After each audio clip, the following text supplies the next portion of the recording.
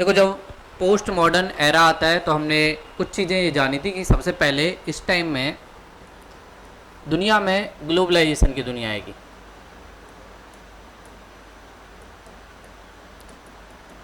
Globalisation का मतलब सारी जो दुनिया है एक तरीके से लिंक होने लग जाएगी, और जिसे हम कहते हैं ग्लोबल विलेज।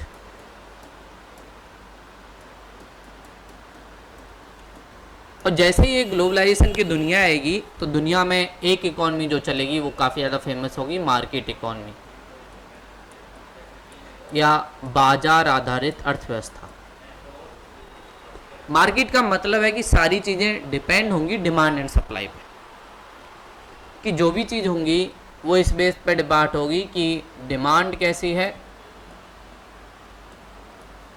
और सप्लाई कैसी है।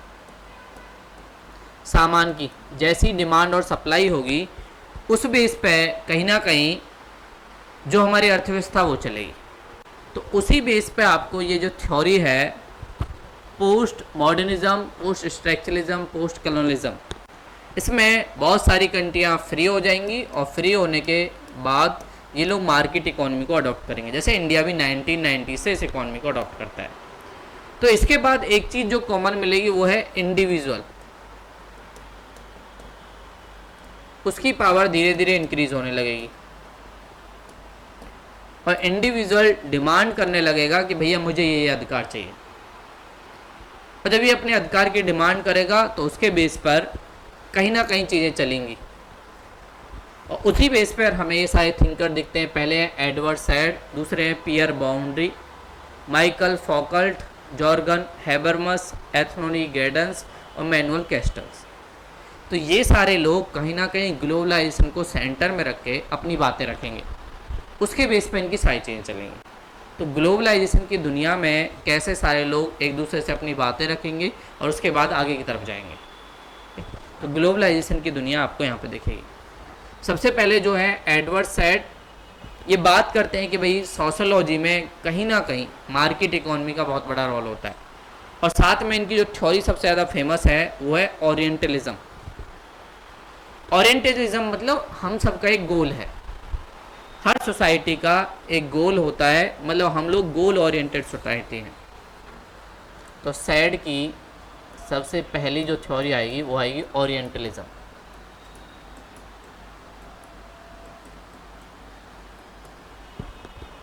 या ये बोलेंगे लक्ष्य आधारित।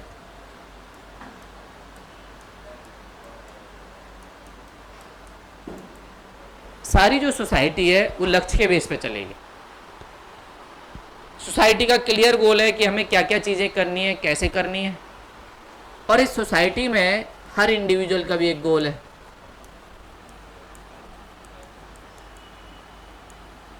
हर व्यक्ति का भी अपना लक्ष्य है।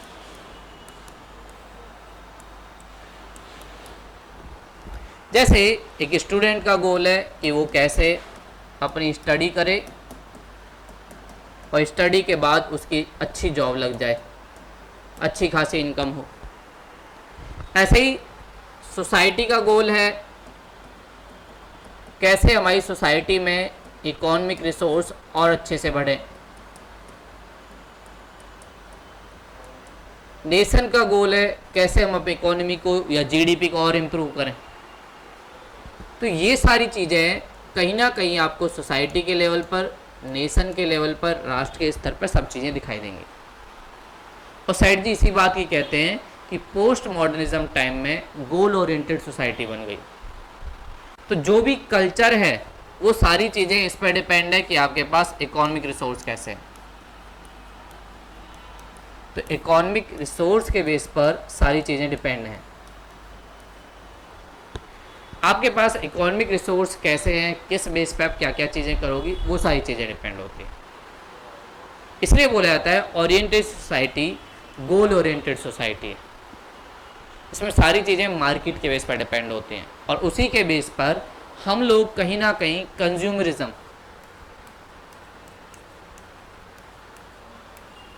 हम लोग कंज्यूमर एक तरीके से बन जाएंगे, उपभोक्ता, और उसी के बेस पे हम लोग अपना काम करेंगे। तो इसको बोलते हैं कंज्यूमरिज्म की सोसाइटी भी कहीं ना कहीं सोसाइटी के अंदर इन्वॉल्व हो जाएगी। समझ आई वाली बात। तो ओरिएंटेशन जो इनका सबसे पहला पार्ट है वो इसी की बात करता है। Orientalism, western representation and east Islamic world, जो एक तरीके से अर्बनाइजेशन के ऊपर कुछ ना कुछ चीज़ें बनते हैं। सबका अपना एक गोल है कि हमें इसको क्लियर करना है। वेस्ट वालों का अपना गोल है कैसे हम वेस्टर्न कल्चर को प्रमोट करें, क्योंकि अगर वेस्टर्न कल्चर प्रमोट होगा तो इसका मतलब जो डिमांड होगी मार्केट में वो इन्हीं के कल्चर की होगी, तो ये लोग अपना प्रोडक्ट कहीं ना कहीं बेच पाएंगे। ग्लोबलाइजेशन की दुनिया में कल्चर बहुत मैटर करता है। किसका कल्चर कहाँ ज़्यादा है? अगर हम लोग हॉलीवुड मूवी ज़्यादा देखेंगे तो इसका मतलब हॉलीवुड की तरह के कपड़े, हॉलीवुड की तरह की चीज़ें ज़्यादा करेंगे। इससे क्या होगा? उनका सामान ज़्यादा बिकेगा, और हर सोसाइटी यही चाहती है कैसे वो बहुत सारे लोगों को अपनी तरफ अट्रैक्ट कर सकें। ऐसे ही आपने देखो हर प्रोडक्ट में होता है, बड़े बड़े सेलिब्रिटी ऐड करते हैं। उसका रीज़न क्या होता है कि आप लोगों को थोड़ा सा नेम फेम ब्रांड के नाम पे सारी चीज़ें करवाई जा सकें। तो ये है ओरिएंटलिज्म। समझ आया? तो ये बोलते हैं ओरिएंटलिज्म में सैड जी यही सारी चीज़ें बोलते हैं कि भैया कैसे हम लोग आगे बढ़ेंगे, कैसे हम लोग ज़्यादा रिसोर्स कमा पाएंगे, कैसे उसमें होंगे। और यही चीज़ आपको दिखती थी कॉलोनियलिज्म में, जब ब्रिटिश लोगों ने हम लोगों को कॉलोनी बनाया था, गुलाम बनाया था, तो वहाँ पे भी ये सारी चीज़ें दिखती थी। सेम ऐसी चीज़ें आपको यहाँ पे दिखेंगी। तो justifying western domination cultural hegemony, तो ये बोल रहा है इसमें कहीं ना कहीं वेस्टर्न जो सोसाइटी है उसका बोलबाला रहा है। और आप देखते भी हो हमारे फूड के लेवल पे पिज़्ज़ा, बर्गर, ये सारी चीज़ें हों, कल्चर के लेवल पे बात हो, इंग्लिश का नेम फेम हो, वो सारी चीज़ें बढ़ रही हैं। और इस वजह से वो अपना सामान भी बेच पा रहे हैं। एप्पल अपना प्रोडक्ट बेच पा रही है, नाइक अपने क्लॉथ बेच पा रही है।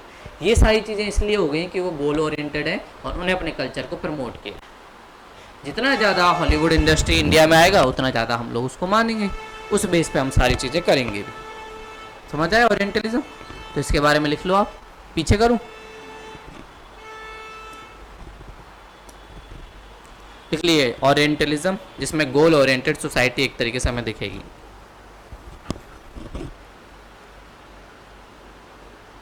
लिखाऊँ या आपको? लिख लोगे तो ठीक है, नहीं बता देना, लिखा भी दूंगा। और आपको लगता है कि लिखाना है तो लिखा भी दिया करूँगा।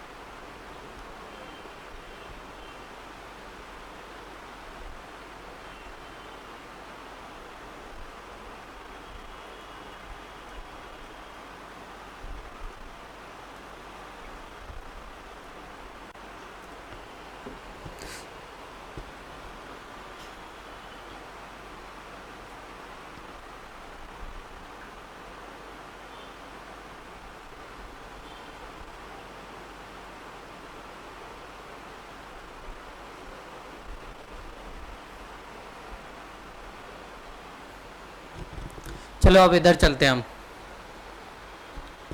नेक्स्ट पे चले। ठीक है, पहला हम लोगों ने जाना ओरिएंटलिज्म क्या क्या चीज़ें होती हैं इसमें, और गोल ओरिएंटेड सोसाइटी का इन्होंने बताया कि गोल ओरिएंटेड सोसाइटी कहीं ना कहीं डेवलप होगी, उसके बेस पे सारी चीज़ें होंगी। अगला बोल रहा है अदरिंग एंड आइडेंटिटी। ठीक है, अदरिंग एंड आइडेंटिटी, उसके बेस पे हमारी क्या क्या चीज़ें चलेंगी उसके बारे में बात कर रहा है।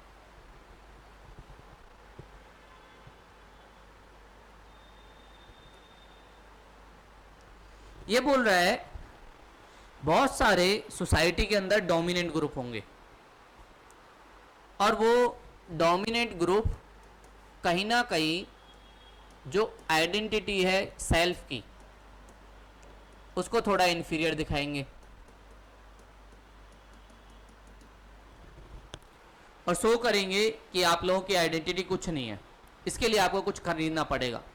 अब ये डोमिनेंट ग्रुप जिसकी अदर की हम बात कर रहे हैं,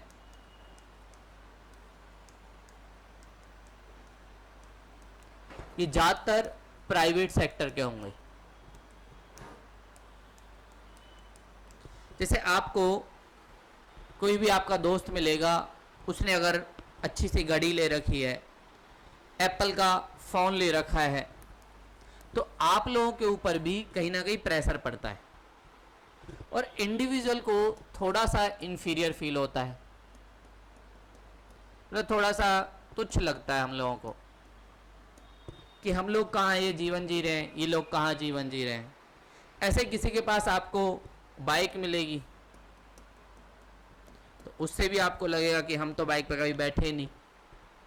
ये सारी चीज़ें आपको जानबूझ के फील करवाई जाएंगी, और ये सारी चीज़ें किसके लिए? इनके प्रॉफिट के लिए, क्योंकि जब तक आप इन्फीरियर फील नहीं करोगे तब तक आप उनकी चीज़ें नहीं खरीदोगे, उनकी ब्रांड प्रमोट नहीं होगी।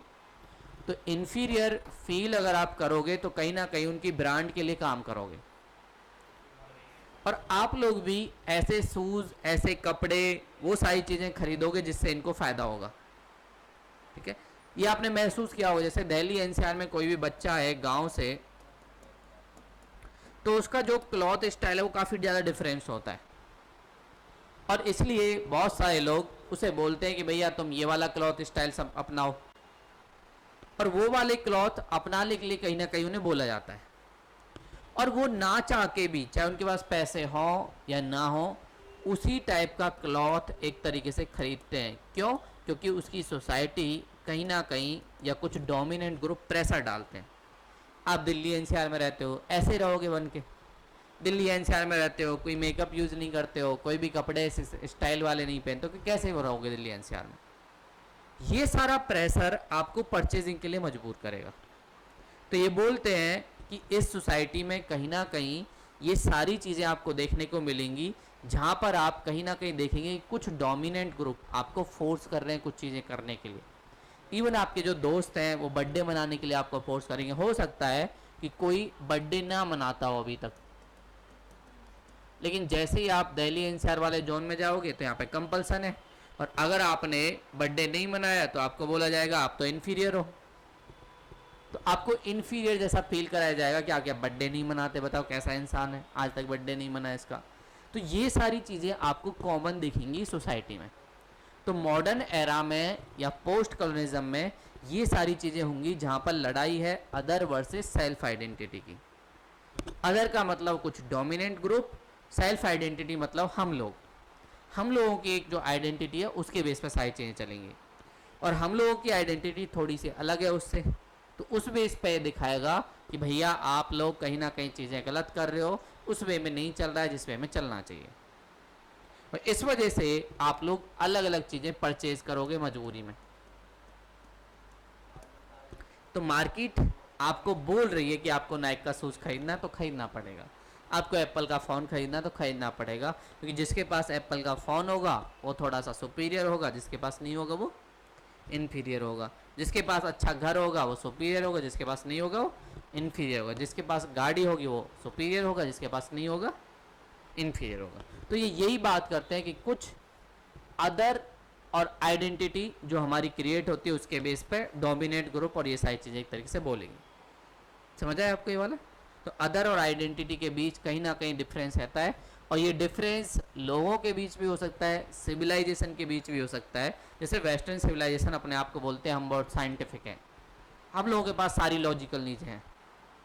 इंडियन सिविलाइजेशन बोलती है कि हम बहुत स्पिरिचुअल हैं, मुस्लिम सिविलाइजेशन बोलती है हम बहुत इक्वालिटी वाले हैं। तो सिविलाइजेशन के बीच भी क्लैश एक तरीके से देखने को मिलता है अपनी अपनी आइडेंटिटी को लेके। हम लोग योगा पर फोकस करते हैं, ये लोग उस बेस पे फोकस करते हैं। समझ आए? तो ये लिख लो।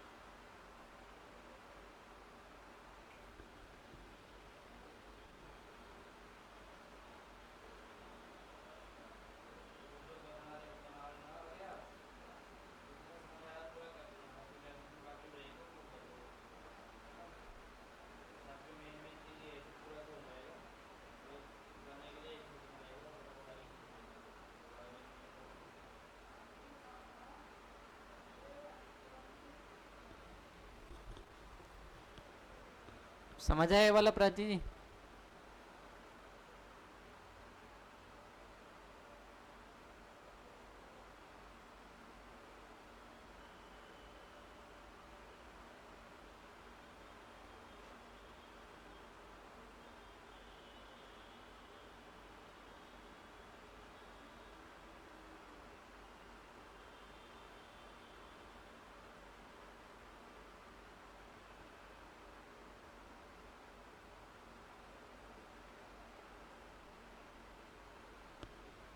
चलिए आगे चलें। देखो आगे ये बात करते हैं इंटेलेक्चुअल एक्साइल। देखो सैड की एक स्टोरी चलती है। सैड जी बोलते हैं, आपने एक मुद्दा सुना होगा इजराइल और फिलिस्तीन के बीच, ठीक है? तो वेस्ट एशिया में दो कंट्री हैं, एक आपको दिखेगा इजराइल वाला पार्ट, और ये दोनों कंट्रियां लड़ती हैं अपने राइट के लिए। तो हुआ क्या था यहां पर, इजराइल और फिलिस्तीन की कहानी। यहां पे हुआ ये था कि ये दो कंट्रियां थी, और फिलिस्तीन जो देश था वो मुस्लिम डोमिनेटेड था। और स्टार्टिंग फेज में यहाँ पर 90% जो लोग थे वो थे मुस्लिम, 10% जो लोग थे वो थे जूस। ठीक है, एक और रीजन आपने सुना होगा, जूइज्म। तो ये जूइज्म या क्रिश्चियनिटी से जुड़े हुए जो लोग थे वो यहाँ पे एक तरीके से रह रहे थे।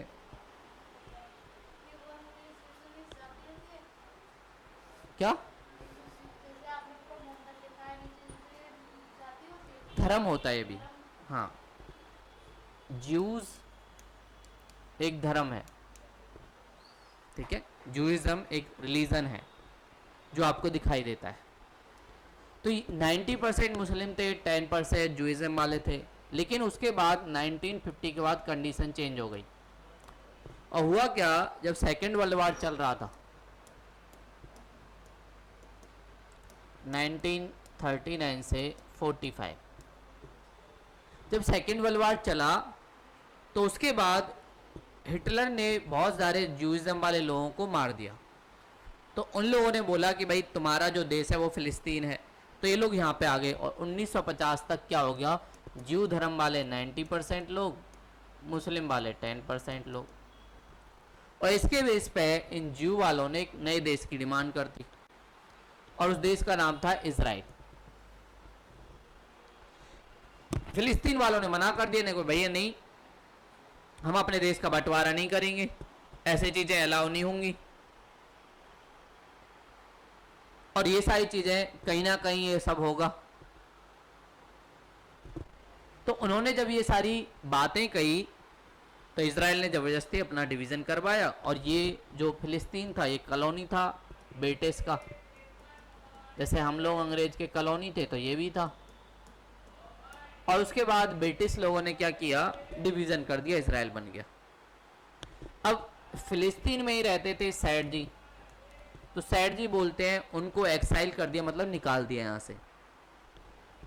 और एक्साइल के बाद वो अलग अलग कल्चर के लोगों से मिले, अलग अलग लोगों को जाना। मतलब जब उन्हें भागना पड़ा यहाँ से फिलिस्तीन से, तो इनके एक्साइल होने की वजह से इनका इंटेलेक्चुअल भी इम्प्रूव हुआ। बोला जाता है ना कि जब आप अलग अलग तरीके के लोगों से मिलते हो तो आपका नॉलेज, आपका विजडम थोड़ा सा इम्प्रूव होता है। तो ऐसे ही सैड का भी नॉलेज विजडम एक तरीके से इम्प्रूव हुआ। तो ये बोलते हैं ग्लोबलाइजेशन की जब दुनिया आएगी तो उस ग्लोबलाइजेशन की दुनिया में आप एक जगह से दूसरी जगह माइग्रेट करके जाओगे, और जब माइग्रेशन होगा तो आपको बहुत सारी नॉलेज भी मिलेगी, और इस नॉलेज का फ़ायदा आप लोग उठा सकते हो अपनी लाइफ के लिए।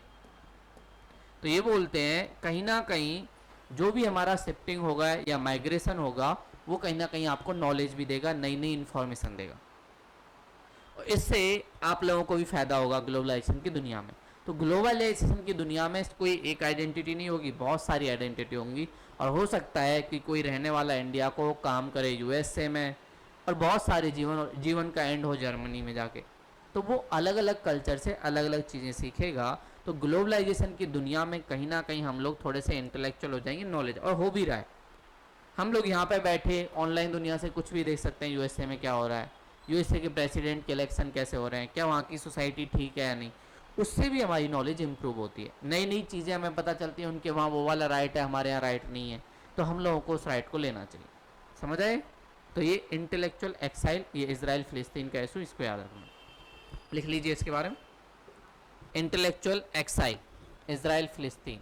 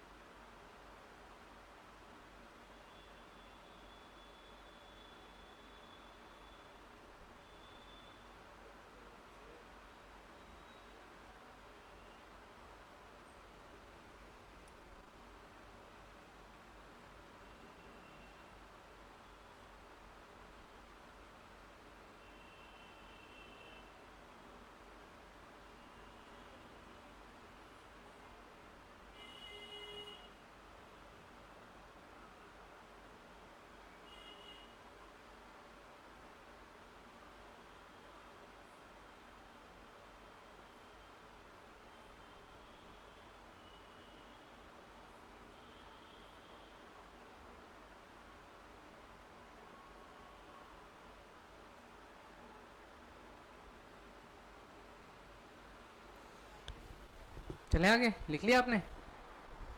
देखो अब एक और चीज जो सेठ जी बोलेंगे, प्रोस्टो कॉलोनियल क्रिटिक।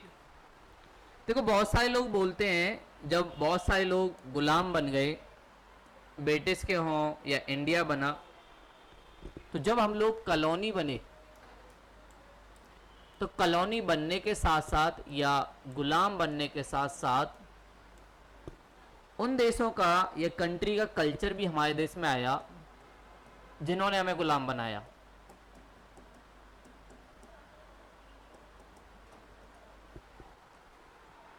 और कहीं ना कहीं हम लोग उस कल्चर को ही फॉलो कर रहे हैं। तो सेठ जी बोलते हैं कि कहीं ना कहीं वेस्टर्न जो दुनिया है, जो अपने आप को बहुत बड़ा आगे दिखाती है कि हम लोग वेस्ट वाले लोग बहुत ज़्यादा लॉजिकल हैं, साइंटिफिक हैं, और हम लोगों के पास डिफेंस की पावर है, टेक्नोलॉजी है, कहीं ना कहीं इनका डोमिनेशन एक तरीके से रहेगा। और पोस्ट कॉलोनियल एरिया में ये दिखता भी है कि कहीं ना कहीं इन लोगों का डोमिनेशन बहुत ज़्यादा है। और इन लोगों के जो थॉट हैं, चाहे एजुकेशन के लेवल पे हो या फिर जो हम नेशन के लेवल पर जैसी डेमोक्रेसी परफॉर्म करते हैं, हम सब लोग एक डेमोक्रेसी में रहते हैं, लोकतंत्र, ये सारा मॉडल कहीं ना कहीं वेस्ट की दुनिया से रहा है। तो सेठ जी बोलते हैं देखो पोस्ट कॉलोनियल एरिया में जितना ज़रूरी है कि हम लोग ये वेस्टर्निज्म वाली चीज़ें माने, उतना ही ज़रूरी है कि हम लोग ये भी चीज़ याद रखें कि कैसे नई नई चीज़ों को इंक्लूड किया जाए। मतलब जो वहाँ के लोकल लोग हैं उनके राइट की बात हो, उनकी लैंग्वेज, उनके कल्चर,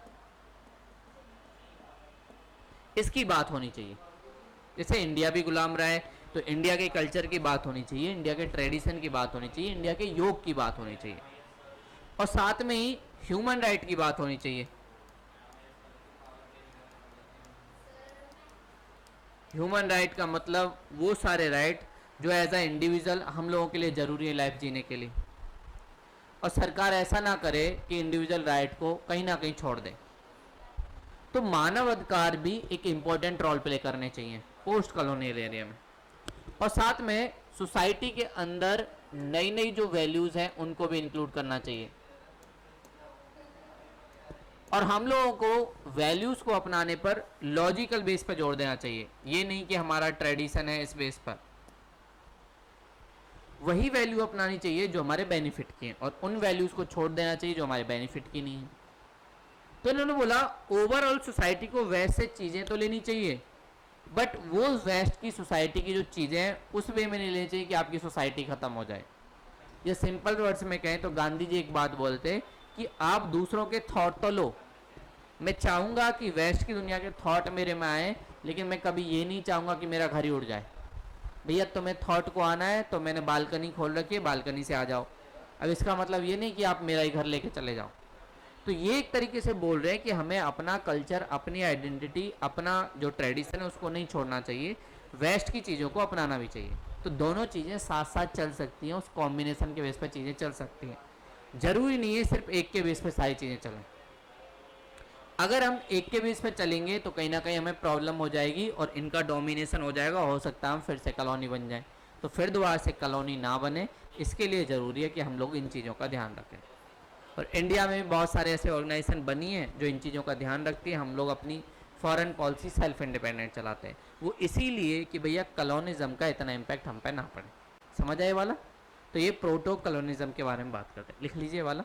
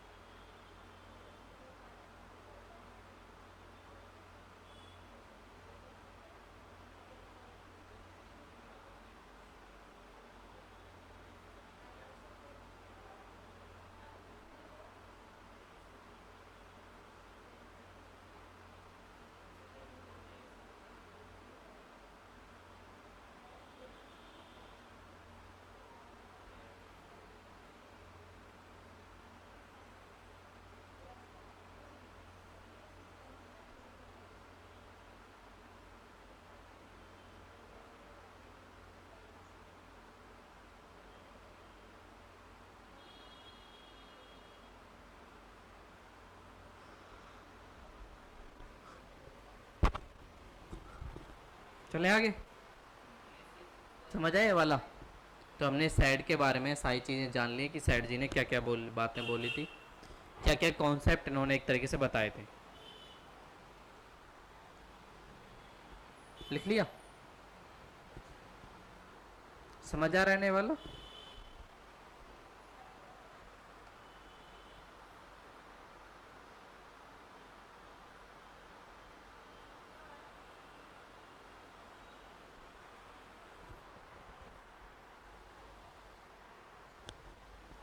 देखो अगले हैं पायरे बॉर्डियो। पायरे बॉर्डियो के बारे में बोला जाता है फ्रांस के रहने वाले थे और इनकी कुछ थ्योरी काफ़ी ज़्यादा फेमस है। पहला इनका फील्ड थ्योरी, मतलब हम जो भी काम करते हैं ग्राउंड लेवल पे उसका इम्पैक्ट हम लोगों पे पड़ता है, कहीं भी हम आते जाते हैं उसका इम्पैक्ट हम पे पड़ता है। तो इनकी एक थ्योरी जो है फील्ड थ्योरी, कि आप ग्राउंड पर कहीं भी रहो या किसी के भी साथ रहो, किसी ग्रुप में रहो, उसका आपके लोगों पे जीवन पे इम्पैक्ट पड़ता है। दूसरा इनका एक थ्योरी है हैबिट्स। जो हमारी हैबिट्स हैं वो भी एक रोल प्ले करती हैं। ये हैबिट्स सोसाइटी के अंदर भी हो सकती हैं, एक इंडिविजुअल के अंदर भी हो सकती हैं, और इन हैबिट्स के बेस पे ही हम लोग चलते हैं। तो जो भी हमारा कल्चर है, जो भी हमारे ईथोस हैं या वैल्यूज़ हैं, वो सब इस पर डिपेंड होती हैं। तो ये बोलते हैं ये सब हमारी शेप एक तरीके से लेता है। तो इनके बारे में बेसिक, डेनगुन फ्रांस से बिलोंग करते हैं। इन्होंने स्टडी किया है सोशोलॉजी, एंथ्रोपोलॉजी, कल्चरल थ्योरी के बारे में। इनके बारे में इन्होंने स्टडी किया और साथ में ये social stratification, cultural capital, habits, इनके बारे में काफ़ी ज़्यादा चीज़ें ये बताते हैं।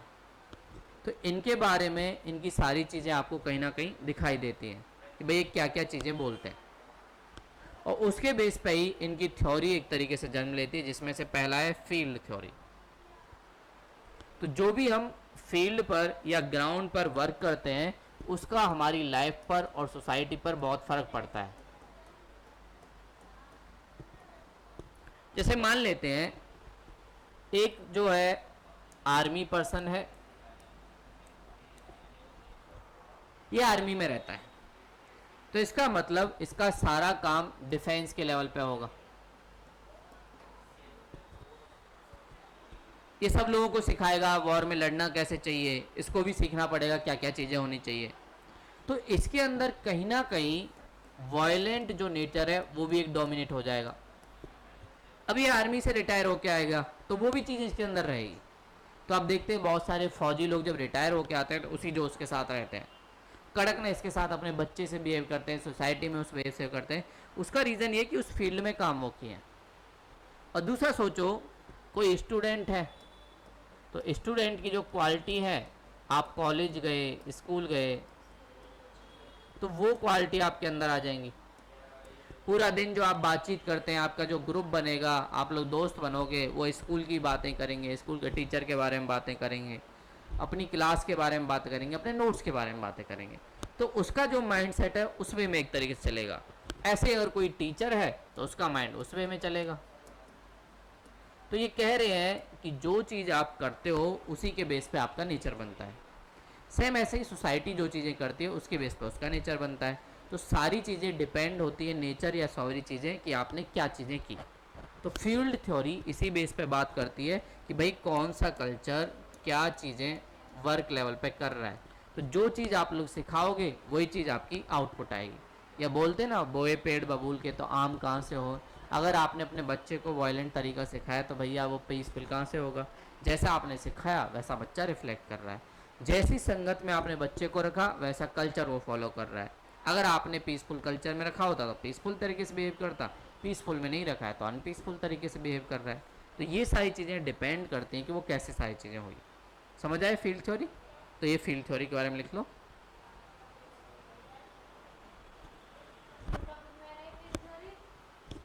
क्या? हाँ, मैरिडन ब्यूरो ने नहीं बोला। ये देखो ये रहा ना यहाँ पे पायरे बूडियो, पायरे बूडियो के बारे में हम लोग पढ़ रहे हैं। इनके बारे में बेसिक चीज़ें लिख लो, आपके उसमें नोट्स में होगा, और साथ में एक एग्जाम्पल लिख लो आर्मी पर्सनल का, स्टूडेंट का, टीचर का। तो जो जिस लेवल पे होता है उसी बेस पे उसका फील्ड वर्क होता है और उसी बेस पे उसके थॉट डेवलप होते हैं।